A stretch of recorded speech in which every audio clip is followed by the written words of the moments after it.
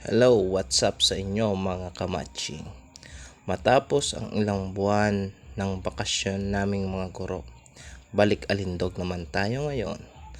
Ayan, kailangan natin mag-ehersisyo dahil sa buhay ng mga tao ay meron lamang tayong tatlong pinaniniwalaan.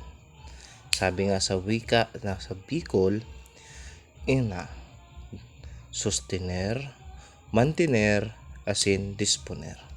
So today's video, ang ginagawa ko ay ang pagmamantiner. Mantener para ang ating kalusugan ay maging malakas.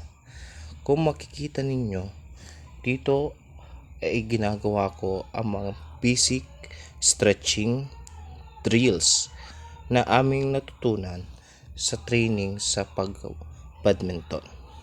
Gumawa rin ako ng mga simpleng footworks gaya ng nakikita nyo. Yan, parang nagmahampas lang ng namok, diba?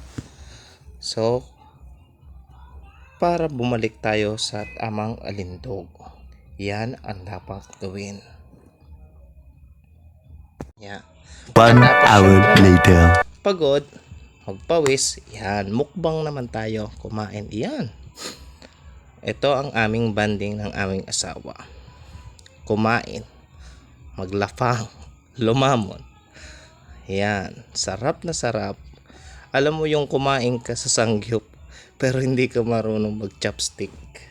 Kaya ginagawa namin ay yung tong na lang ang aming ginagawa. Pero sarap na sarap pa rin kami sa pagkain. Napakasarap kumain lalong kasama mo ang iyong asawang napakaganda. Yan, dito naman kami sa Unli Wings. Yan, kumain kami ng Unli Wings ginubatan. Sarap na sarap. Sobrang sarap. At dahil sa parami ang aming kain, kaya busog na busog kami. Ayan. At ang panghuli naman, A few moments later. tulog. Salamat sa panonood. Thank you for watching.